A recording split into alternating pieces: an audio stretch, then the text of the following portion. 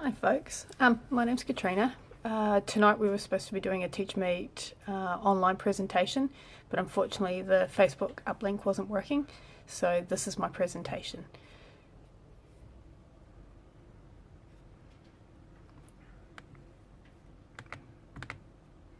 So I wanted to talk about investigation process, using STEM activities as a way of exploring investigation skills with students. And I find the two processes link quite well. The example I'm going to talk about today is building catapults with a Year 4 group. So you can see, scientific method, you develop a question. Around the question you develop a hypothesis, you then experiment, observe the results, record them down, analyse your findings and share the results. But with a design process, it's very similar. Define a problem, come up with a question, research a question, develop some ideas, which is your experimenting, figure out what works best, evaluate it, and share your results. So I introduced my Year 4s to catapults. We were looking at physics, we wanted to look at the motions and the movements that went with it.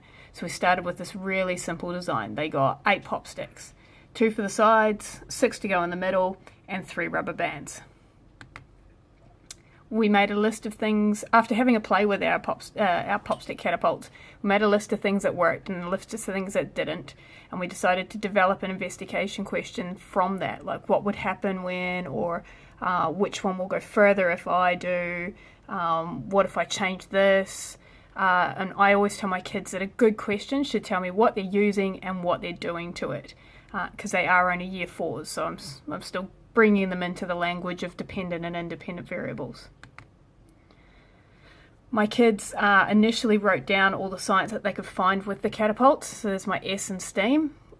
We did some measurements of how far things went, and we talked about the things that we wanted to keep the same or change about them, and how we could only really change one part of that as we went. So then we made up our investigation. I use this really straightforward recording sheet that my kids have used a lot of times. So their question, their prediction, what will you change, what will you keep the same, and for this particular one, I usually interchange between how will you stay safe and how will you measure the results. And for this, how you measure the results is on the back. So we do a written report, but I also like them to do it as a seesaw post or a class dojo if we're using that, or even an explain everything. So I'll get them to bring up their iPads and record how their thinking process is going. A lot of children tend to put more into it orally than what they would record down on a piece of paper.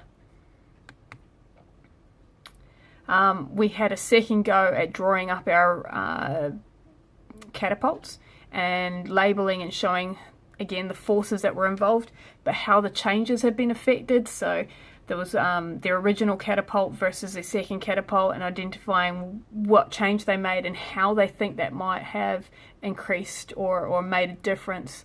Not every kid was doing how much further would something go. Some kids wanted to see if something would go higher, so they're going to measure height, some were going to measure distance, some were going to measure length of time in the air, all sorts of things like that.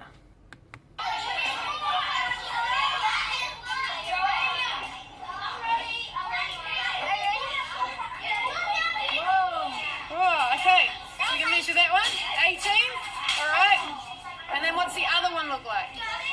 So these kids changed from having no seat for their item to having a spoon for their item to sit into. That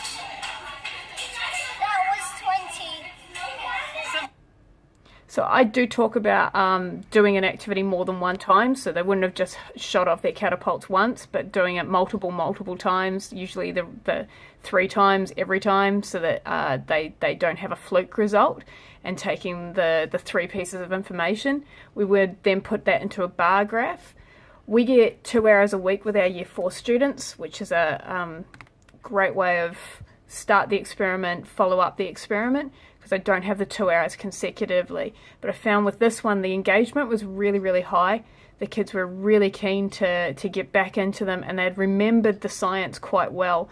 So for me, I found that quite a win, and I had multiple sources to go back to. I could look at their original designs, I could look at their original plans, I could look at the dojo recordings versus their actual design sheets, and find out how they had included all the investigation skills that I was looking to mark off on. We did a couple of investigations this term. We've done the catapults, but we also did some balance buddies, and my Year 4s made a Rube Goldberg machine over 3 weeks as well. And again, making sure that everything was described and written down and measured as we went. So I was quite proud of that effort. And that, as they say, is that, folks. Thank you very much. And hopefully next time we'll see this on one of the Google Hangouts or one of the STEM events. Thank you. Bye-bye.